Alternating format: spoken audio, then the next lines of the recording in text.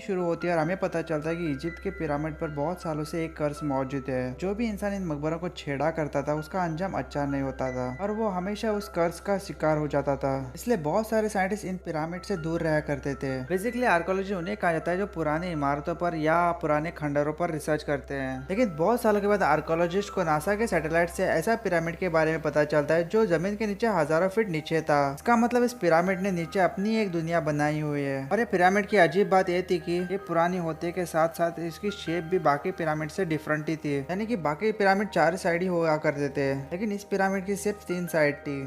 इस डिस्कवरी से लोगों को आइडिया होने लग जाता है और वो लोग इस पिरामिड को जानने की ख्वाहिश रखते हैं। लेकिन इजिप्ट में रहने वाले लोग इस पर रिसर्च होने पर नहीं देख सकते हैं क्योंकि वो उस कर्स पर बिलीव करते हैं और यकीन रखते हैं कि इस पिरामिड को किसी ने छेड़ा या इनमें अंदर घुसा तो एक खतरनाक किस्म का कर्स आ सकता है। कर्स एक ऐसा नेचुरल डिजास्टर है जो किसी के इंसान के काबू में नहीं है और इसी चीज को रोकने के लिए इजिप्ट में रहने वाले लोग प्रोटेस्ट करने के लिए आ जाते हैं ताकि इन पिरामिड को ना छेड़ा जाए। लेकिन आर्कोलॉजिस्ट की टीम साइंस पर बिलीव कर देती है और गवर्नमेंट से परमिशन लेती है और आगे परमिशन मिलने के बाद पिरामिड के पास खुदाई करना शुरू कर देते हैं। बेसिकली इन आर्कोलॉजिस्ट की टीम में 5 लोग होते हैं और उस टीम को लीड करने वाले का नाम डॉक्टर माइल्स है। डॉक्टर माइल्स के अलावा उसकी बेटी नोरा भी उसकी टीम में होती है और बहुत से दूसरे मेंबर्स भी। ये पूरी टीम बहुत एक्साइटेड होती है और उनके पास एडवांस इक्विपमेंट्स भी मौजूद होती हैं। जमीन के अलावा भी सैटेलाइट बोर्ड भी उनके पास मौजूद होती है जो कि नासा प्रोवाइड कर रहा होता है और खुदाई हो रही होती है लेकिन चालू रखते हैं। और जब एक वर्कर खुदाई कर रहा होता है एकदम से पिरामिड से गैस बाहर आ जाती है जो कि जहरीली होती है। गैस वर्कर के मुंह पे और जिस्म पे आ जाती है और इसकी वजह से उसकी जान चली जाती है। इस वर्कर के मौत से बाकी वर्कर्स भी डर जाते हैं क्योंकि उन लोगों ने उस कर्ज के बारे में सुना होता है और ये लोग इस कर्ज पे और ज्यादा यकीन करने लग जाते हैं कि हमें इस पिरामिड से दूर रहना चाहिए। लेकिन डॉक्टर माइल्स, नोरा उसकी बेटी जो साइंस पर बिलीव करती है, वो लोग ऐसे मिथ पर बिलीव नहीं रखते हैं और डॉक्टर माइल्स इस काम को आगे बढ़ाना चाहते हैं। लेकिन वर्कर की मौत से प्रोटेस्टर और ज्यादा प्रोटेस्ट करने लग जाते हैं और कहने लगते हैं कि ये तो शुरुआत है। प्रोटेस्टर किसी तरह इस काम को रुकवाना चाहते थे और जिस तरह से प्रोटेस्ट हो रहा था सिविल वॉर का खतरा महसूस होने लग जाता है। और दूसरी तरफ से अमेरिकन गवर्नमेंट से एक रिप्रेजेंटेटिव डॉक्टर माइल्स से ऑनलाइन बात कर रहा होता है। सीनियर डॉक्टर माइल्स से कहते हैं कि आपको काम बंद कर देना चाहिए और अपने देश वापस आना चाहिए क्योंकि अगर ऐसा ही चलता रहा तो इजिप्ट की गवर्नमेंट हमारा साथ नहीं देगी और जबरदस्ती काम बंद करवा देगी। तो बेहतर है कि हम खुद ही वो काम बंद करवा दे और वापस चले आए। ये सुनकर डॉक्टर माइल्स की टीम का बहुत बुरा लग जाता है क्योंकि उन लोगों ने एक एफर्ट किया होता है, एक प्लान किया होता है और इस दौरान उसको छोड़ के जाना कोई सेंसिबिलिटी नहीं बनती है। आखिरकार फैसला हो जाता है कि ये लोग इस काम को बंद कर देंगे और वापस चले जाएंगे। दूसरी तरफ हम लोग देखते हैं कि डॉक्टर माइल्स की बेटी नोरा इस काम को छोड़ना नहीं चाहती थी।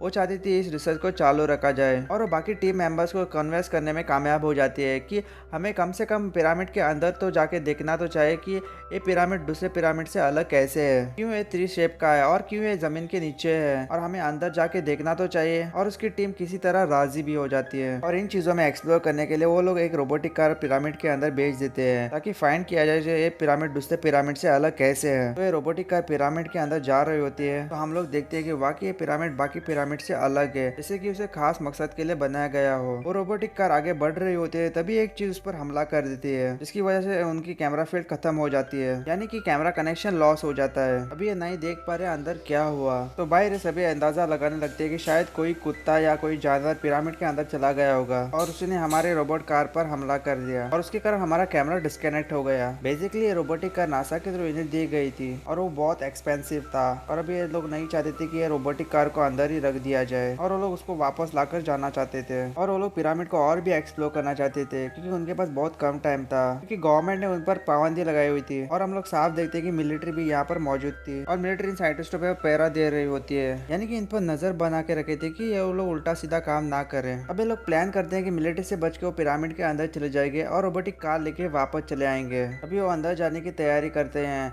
इसका मतलब होता है कि अगर इनको अंदर कुछ भी हो जाता है तो बाहर वालों को कुछ भी पता नहीं चलेगा ये लोग कहाँ चले गए हैं। अंदर जाने से पहले ये लोग एक बारीक वायर को एक स्टिक से बांध देते हैं और अंदर वायर को लेके चले जाते हैं। बेसिकली इसका मतलब होता है कि वो लोग वापस आने के समय वो रास्ता भूल ना सके और बाहर आसानी से आ सके। अभी सभी अंदर चले जाते हैं। अंदर बढ़ के थोड़ा आगे जाते हैं तो इन्हें एक जैसे 3 रास्ते दिखाई देते हैं और एक रास्ता ऊपर की तरफ जा रहा होता है और ऊपर जाने रास्ते पर पुराने जमाने के हथियार पड़े हुए थे, यानी कि वो ये हथियार है जो पुराने जमाने पर इजिप्शियन लोग इस्तेमाल करते करते थे। और बातचीत के दौरान नोरा को पता चलता है कि डॉक्टर माइल्स से उनकी दूरी टूट चुकी है और वो बहुत परेशानी की बात है, क्योंकि वो जिस रास्ते से आए थे उस रास्ते के जैसे 3 रास्ते और भी मौजूद थे। अब अगर ये वायर कट चुकी है तो उनको वापस जाने के लिए बहुत दिक्कत हो सकती है। बेसिकली वो वायर डॉक्टर माइल्स ने अपने ऊपर ही अटैच की हुई होती है और वो वायर भी टूट चुकी होती है, तो उनके पास कोई क्लू नहीं होता है कि किस रास्ते पर चला जाना है। और वो लोग तीनों रास्तों पर वापस आ जाते हैं और सभी रास्तों पर डिफरेंट कलर के सिंबल्स बनी होती है। ये लोग चांस लेके एक एक रास्ते पे चल पड़ते हैं और काफी देर उन रास्तों पे चलते रहते हैं, लेकिन उनको कोई रोशनी नजर नहीं आती है, जिससे उनको पता चलता है कि जो रास्ता उन्हें सिलेक्ट किया था उस रास्ता गलत है, क्योंकि ये पिरामिड के बाहर नहीं लेकिन पिरामिड के और अंदर जा रहे थे। और चलते चलते वो लोग ऐसे रास्ते पे पहुंच जाते हैं जहाँ पर एक बड़ा सा वॉल था और वहाँ पे उनकी टूटी हुई रोबोट कार भी मिलती है। और उसी वक्त छत से पत्थर गिरने लग जाते हैं, जिसकी वजह से जमीन टूट जाती है और सब लोग नीचे की तरफ गिरने लग जाते हैं। उनका एक साथी भी जख्मी हो जाता है, लेकिन डॉक्टर माइल्स की टीम उसे निकालने की कोशिश करते हैं, लेकिन उसे निकाल नहीं पाते हैं। तो डॉक्टर माइल्स ही डिसाइड करते हैं किसी तरह हमें हमें जख्मी साथी को बचाना होगा और उन्हीं का एक टीम मेंबर ऊपर चढ़ रहा होता है। अभी वहाँ पर एक जानवर आ जाता है और उस पर हमला कर देता है और उसके पंजा मार कर उसको जख्मी कर देता है। इसके कारण ऊपर चढ़ने वाले टीम मेंबर नीचे गिर जाती है और सब मायूस हो जाते हैं कि हम लोग बुरी तरह से इस खंडर में फंस चुके हैं। और वहीं पर उनको एक पत्थर से बना हुआ दरवाजा दिखाई देता है, क्योंकि ये लोग आर्कोलॉजिस्ट टीम है तो इस सिंबल को पढ़ सकते हैं। और उन सिंबल्स को पढ़ते हैं तो उन पर लिखा होता है कि डेंजर, और इन सिंबल से ये मेंशन होता है कि इस दरवाजे को ना खोला जाए। तो सब लोग बहुत डरे हुए भी होते हैं और इस जगह से निकलना भी चाहते थे। तो वो लोग इन सिंबल्स को इग्नोर करते हैं कि इस पर क्या लिखा हुआ है और वो लोग उस दरवाजे को खोलने की कोशिश करने लग जाते हैं और आगे दरवाजा खोल लेते हैं और आगे की तरफ बढ़ते हैं। तभी उन्हें कुछ आवाजें सुनाई देती हैं जो उन्हीं सोल्जरों की होती है जो उन पर नजर रखे हुए थे।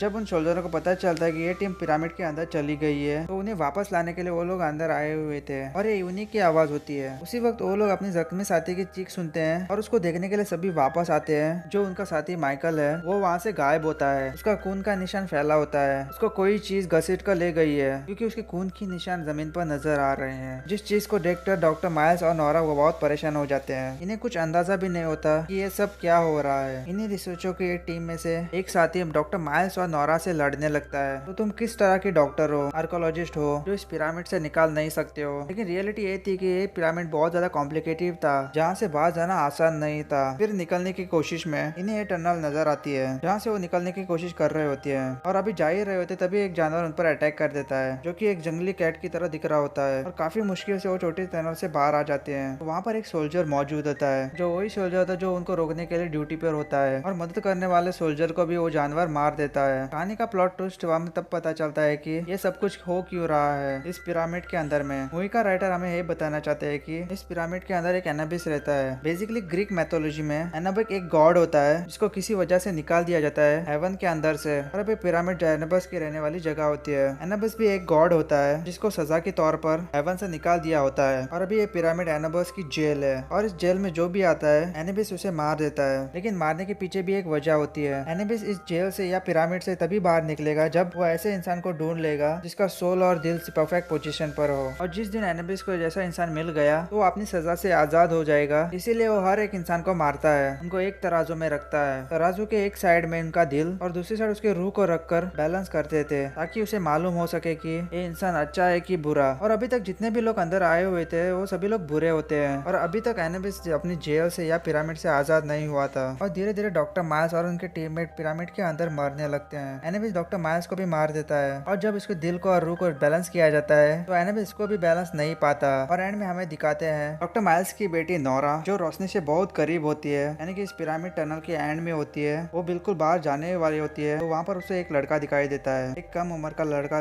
नोरा बहुत थक चुकी होती है और बहुत मुश्किल से आगे बढ़ रही होती है और शायद वो लड़का उसकी मदद कर रहा है, लेकिन एनाबिस उसी वक्त आकर उस लड़के को भी मार देता है और कहानी यहीं पर खत्म हो जाती है। अगर आपको वीडियो जरा भी पसंद है तो वीडियो को लाइक और शेयर जरूर कीजिएगा। अगर आप चैनल में पहली बार आए, चैनल को अभी भी सब्सक्राइब नहीं किया तो जल्दी सब्सक्राइब करो। तो मिलते हैं और किसी कहानी में, तब तक के लिए बाय बाय।